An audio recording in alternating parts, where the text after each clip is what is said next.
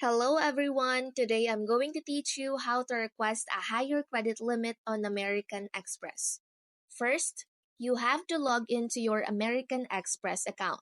Log in using your username and password. If you haven't registered for online services yet, you'll need to do so. Second, navigate to account services or something similar. Once logged in, look for tab or section labeled Account Services, Manage Account, Payments, or Credit Options. The exact wording may vary slightly depending on your region or website interface. Third, find the Request Credit Limit Increase option. Within the Account Services section, you should find an option to request credit limit increase or change credit limit.